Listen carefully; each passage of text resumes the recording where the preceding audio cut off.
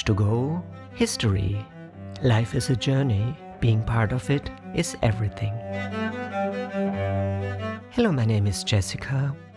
This is episode 39 of Voyage to go history, where we retrace the footsteps of explorers who reshaped the world map and our understanding of culture, nature, and humanity.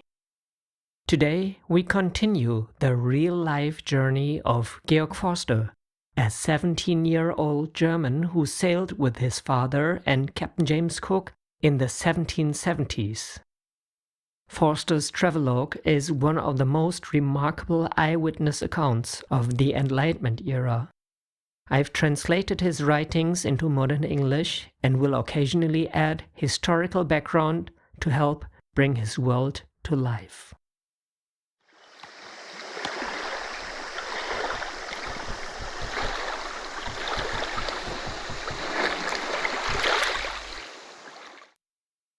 What happened in the last episode?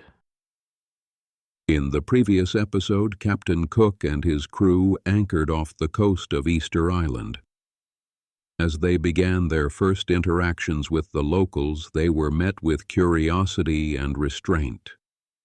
Georg Forster and his father, along with some officers and scientists, explored the immediate coastal areas.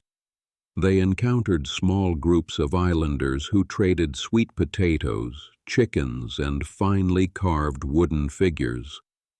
Mahine, their Polynesian companion, was especially fascinated by the craftsmanship of these carvings and the feathered hats, made from birds rare in Tahiti. The team observed a strange imbalance between the sexes. Barely any women were seen, and Georg speculated about reasons for this. Some women swam out to the ship and showed behavior that left the sailors astonished. Overall, the island appeared barren, the people impoverished, and many mysteries remained unsolved. The episode concluded with Cook organizing a larger inland expedition for the next day, as the team hoped to discover more about the island's agriculture, population, and the origin of its giant stone statues.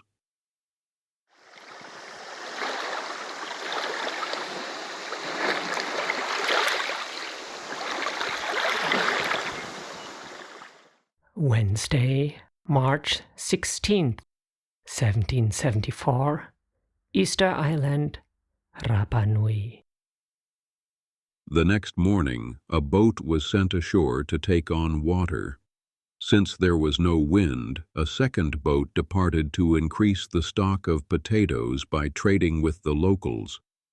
One of the islanders crossed over from shore in a patched-up canoe to bring potatoes and bananas on board. A heavy downpour gave the crew a chance to collect a good amount of fresh water using sails and blankets.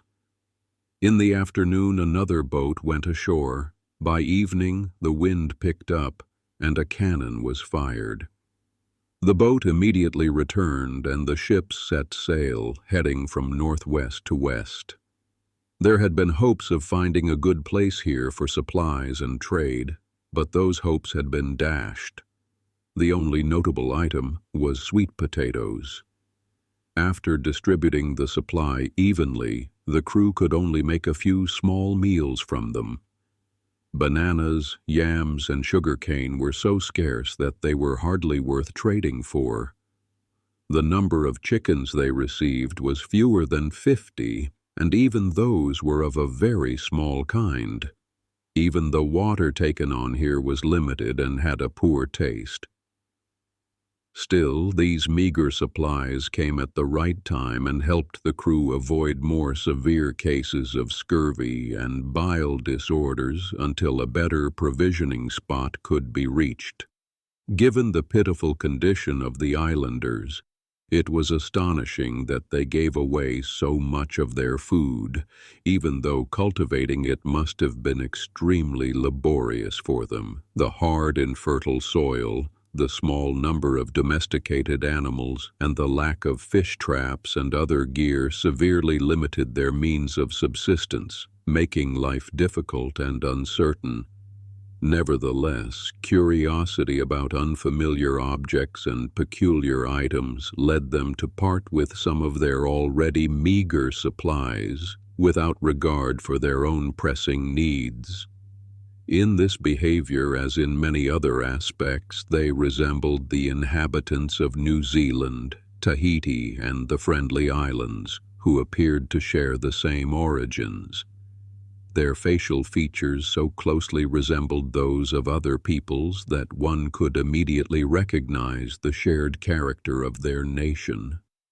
Their yellow-brown skin color was like that of the New Zealanders, the tattooing of the skin, their clothing made from mulberry bark, their particular fondness for red colors and garments, the shape and craftsmanship of their clubs, and the way they prepared their food all showed strong similarities to the peoples mentioned. The resemblance of their languages was also striking. The dialect spoken on Easter Island, called Waihu in their own tongue, shared many features with the New Zealand dialect, particularly in its harsh pronunciation and use of guttural sounds. In other ways, it also resembled the Tahitian dialect. The monarchical form of government was another common trait between the inhabitants of Easter Island and those of the South Sea Islands located between the tropics. The main difference between them lay in the fertility of the islands, as well as in the level of wealth and love of pleasure among the inhabitants. Easter Island was extraordinarily infertile. No more than 20 different plant species grew there, most of which had to be cultivated on worked fields that covered only a small portion of the otherwise uncultivated land. The soil was rocky and sun-scorched throughout. Water was so scarce that the inhabitants had to make do with well water, which also had a putrid taste.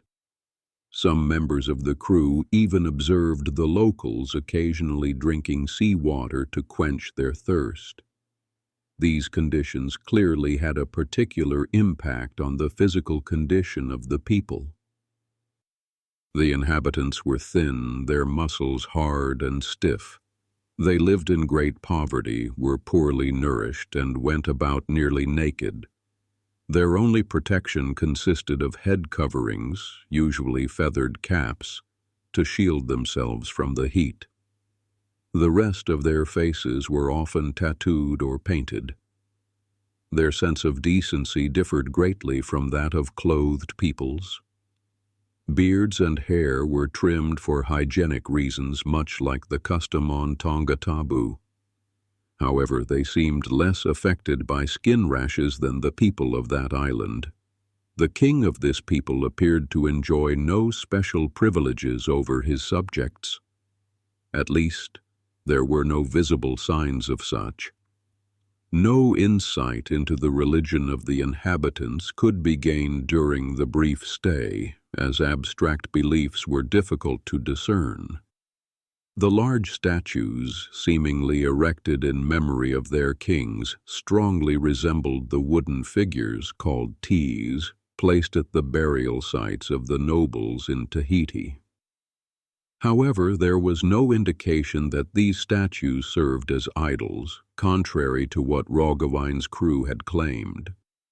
The fires, which the Spaniards had thought to be sacrificial, were likely used by the locals simply for cooking. The scarcity of firewood forced them to use it very sparingly and to ensure that the food cooked on heated stones buried in the ground was not removed prematurely. Nothing was known about the pastimes of the Easter Island inhabitants, as they were never observed engaging in such activities. No musical instruments were seen among them.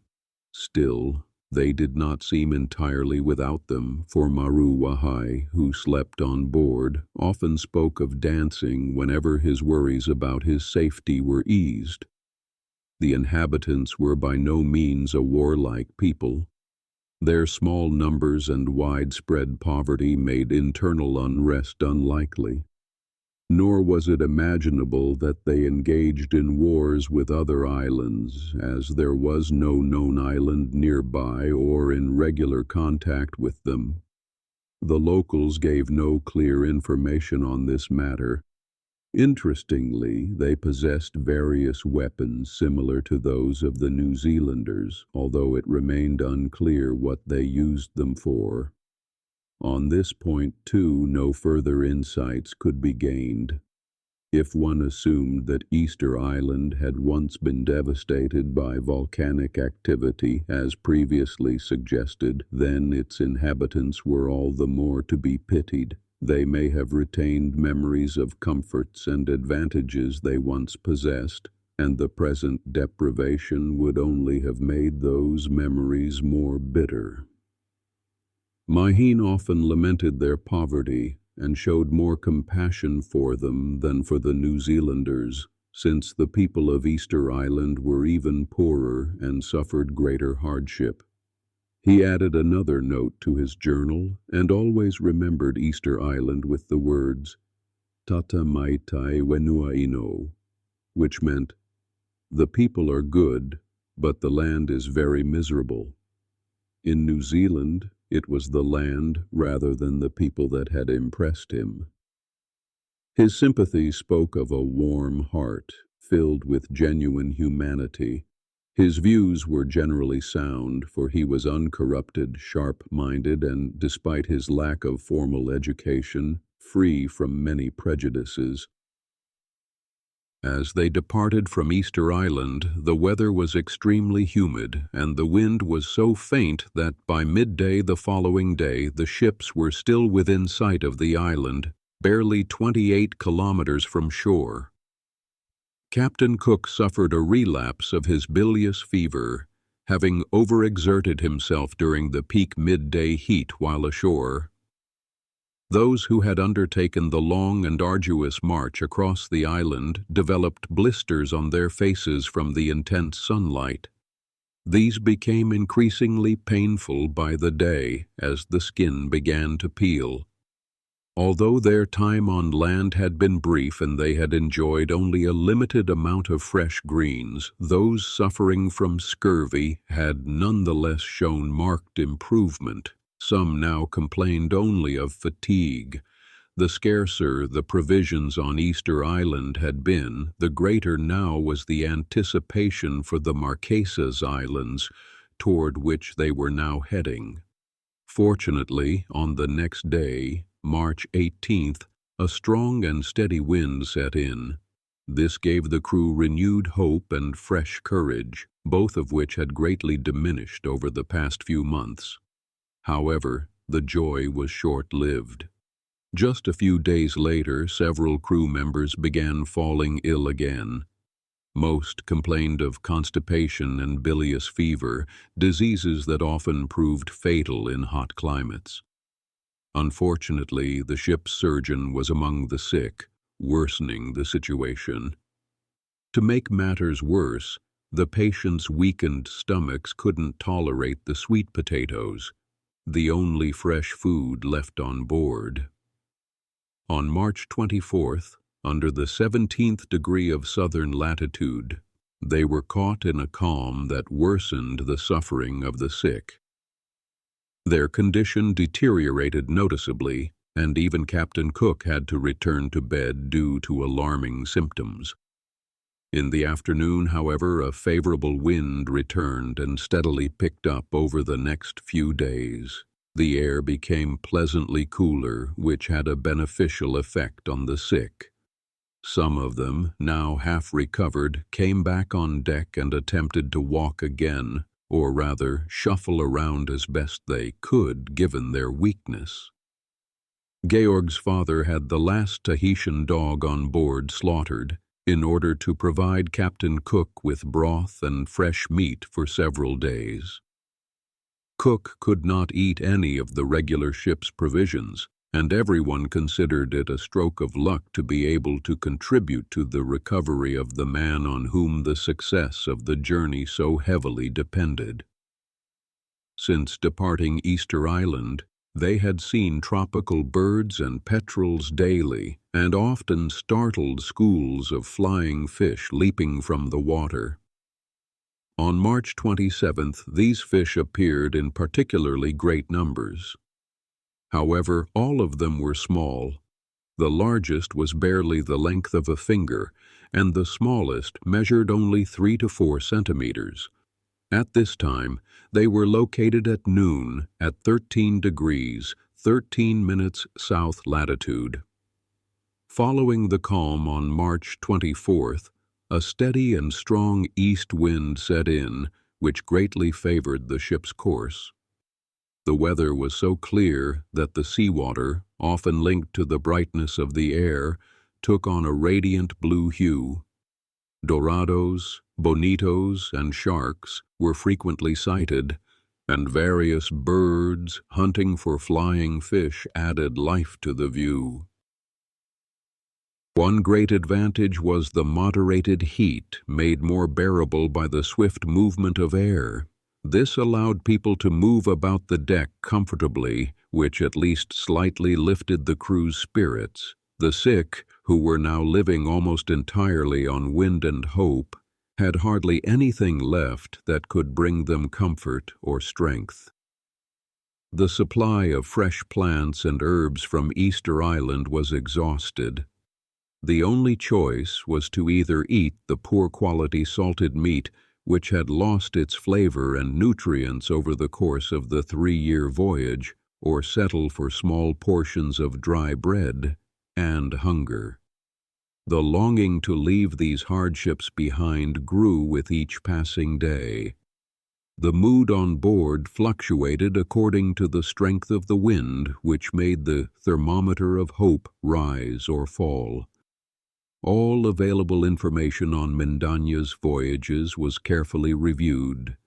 The vague estimate of the Marquesas Islands' distance from the Peruvian coast left much room for speculation, wishes, and guesses.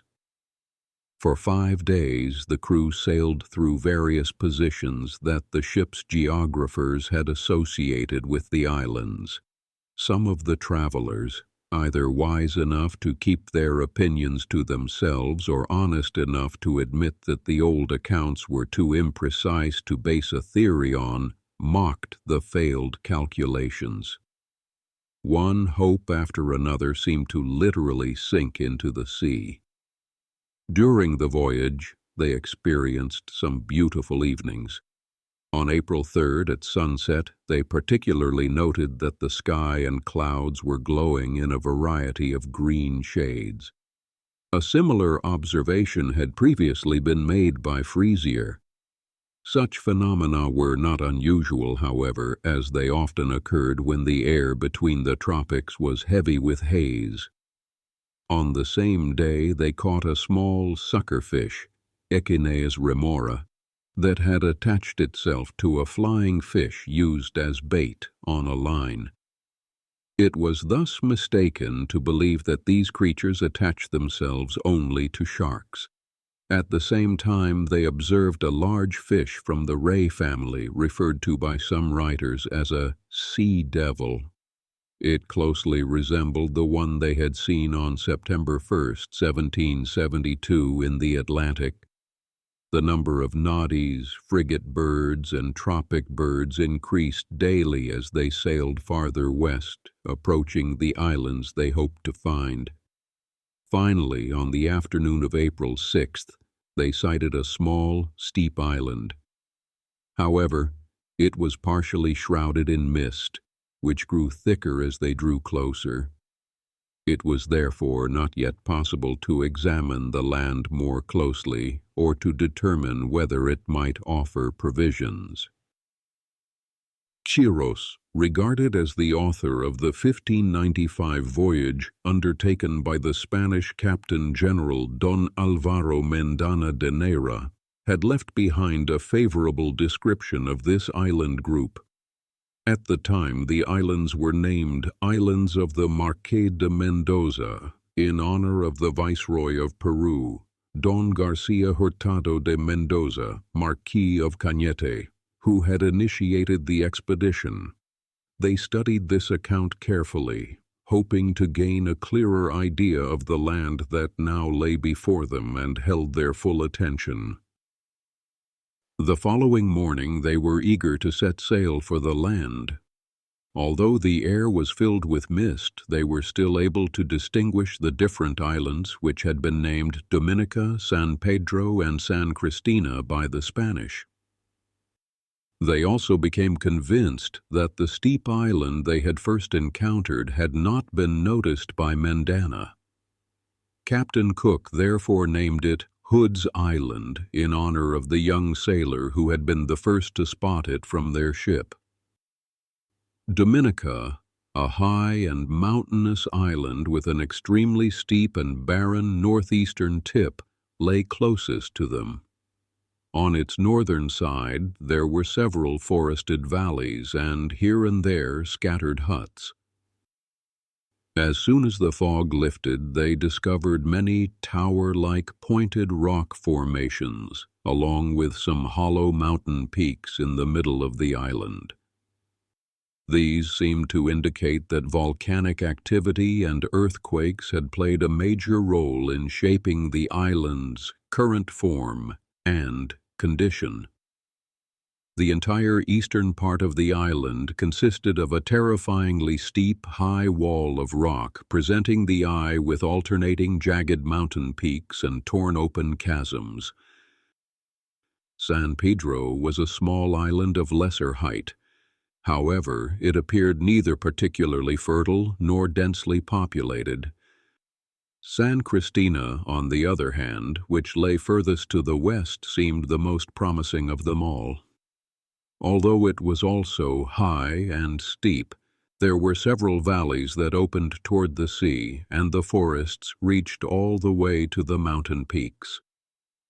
Around 3 o'clock they entered the strait between the southern end of Dominica and the northeastern part of San Cristina.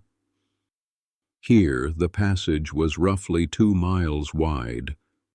On both islands between the mountains they spotted a few pleasant valleys. However, they searched in vain for the broad flatlands that added such beauty to the Society Islands.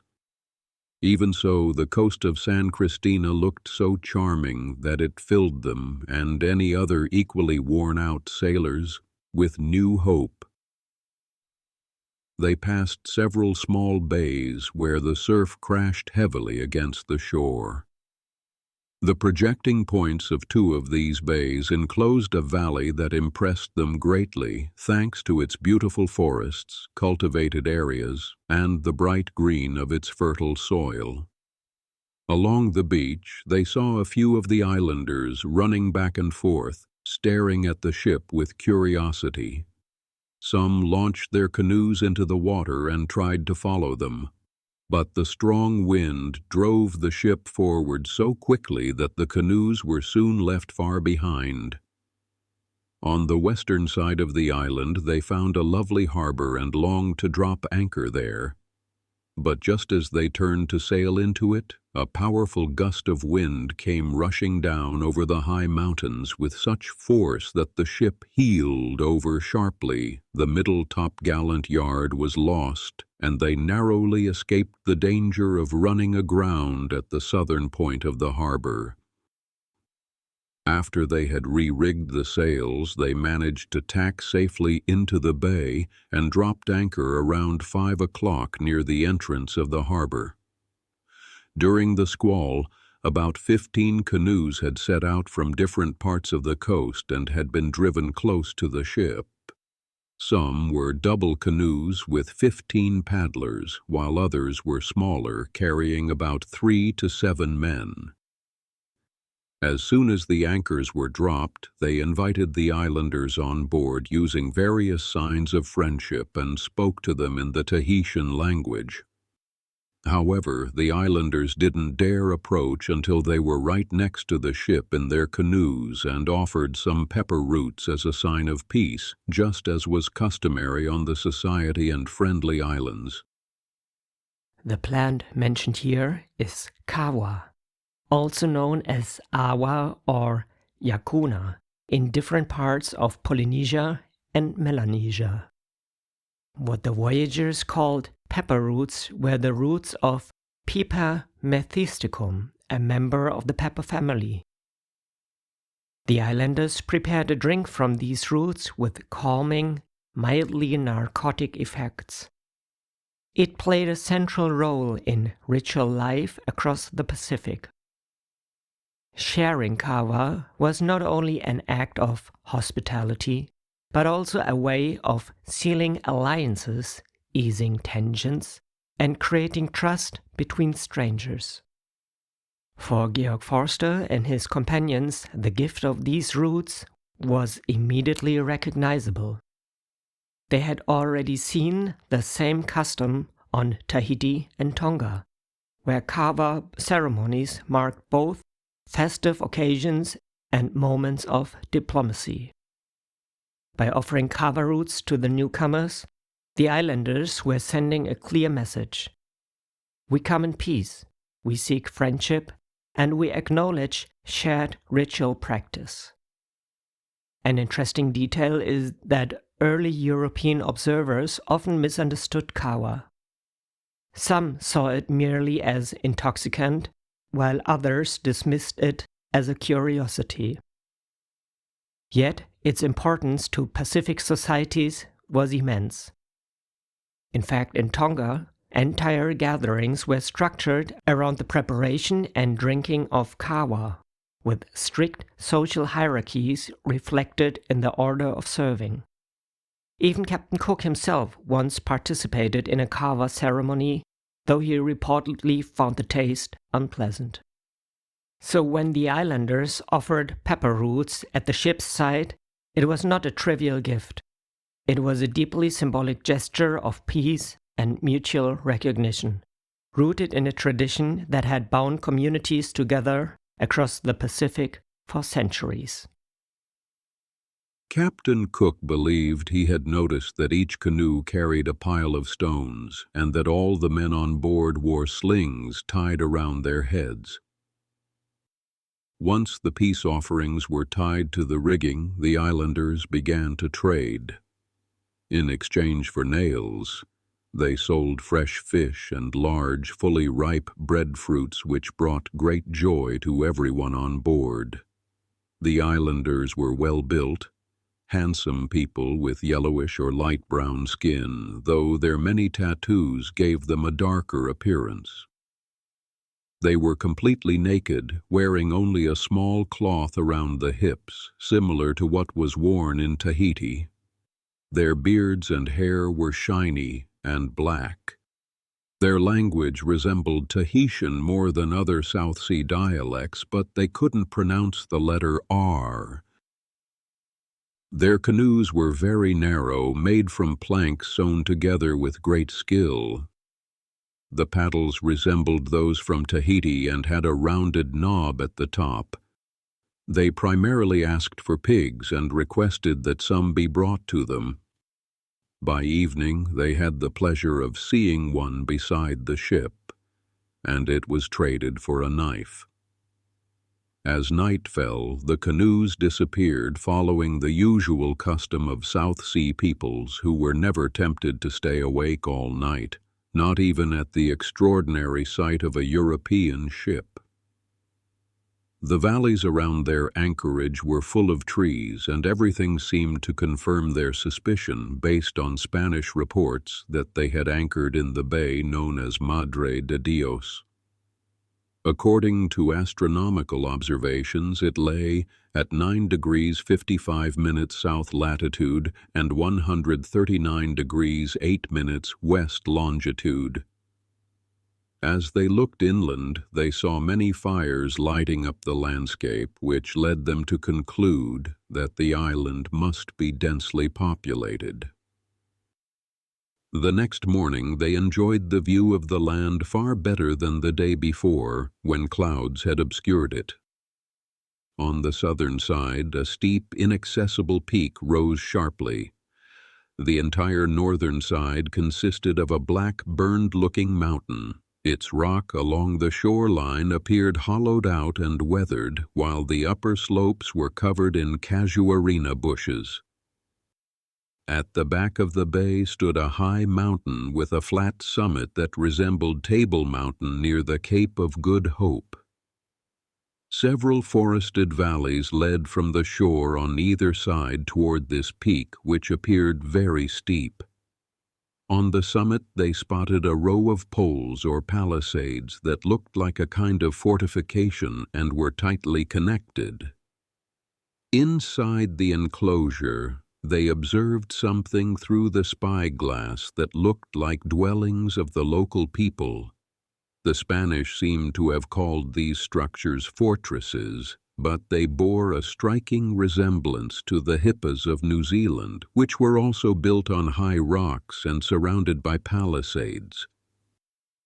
Shortly after sunrise, several canoes appeared, drawn in by the trade from the day before.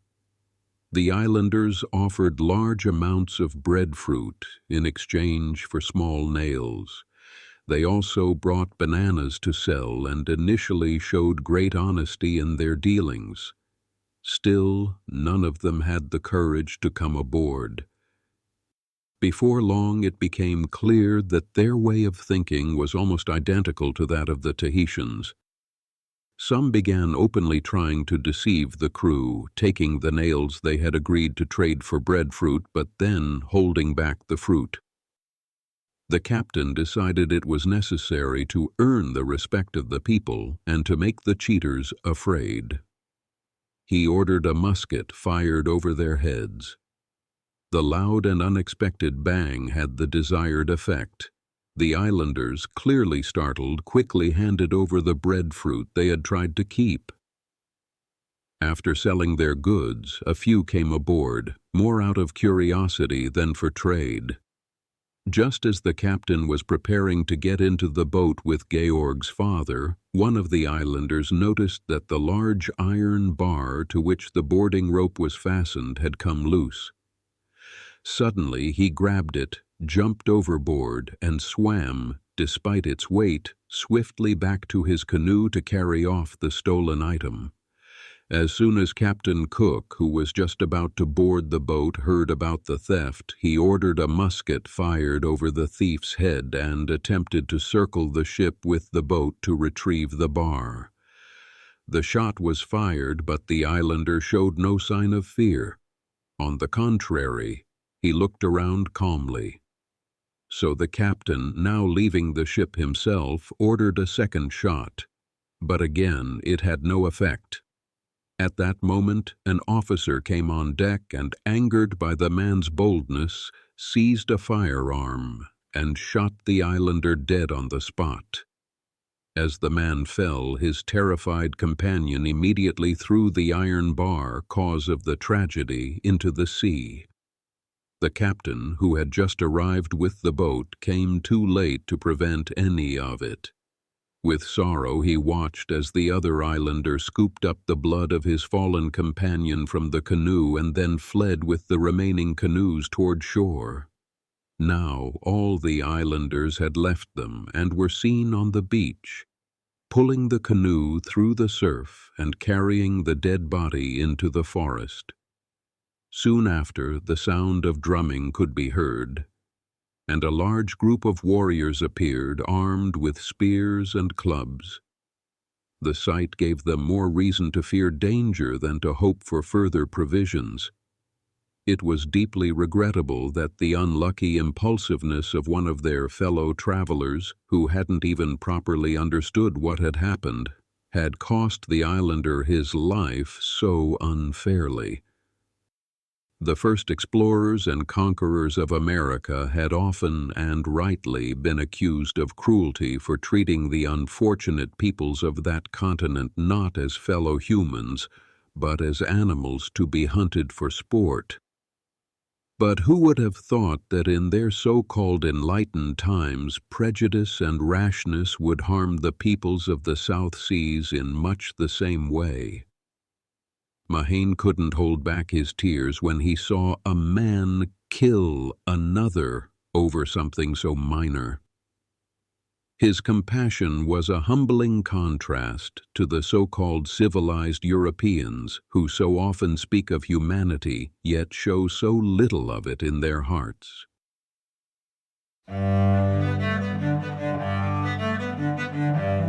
That's it for episode 37 of Voyage to Go History. Thank you for traveling with me on this leg of Georg Forster's expedition aboard the Resolution. I've added a map of today's locations in the episode notes, and if you're curious to see these places in the modern world, check out my YouTube channel. Make sure to subscribe to stay updated, and if you enjoyed the show, a small donation via PayPal helps keep this project going. We've got much more to discover together, because life is a journey, being part of it is everything.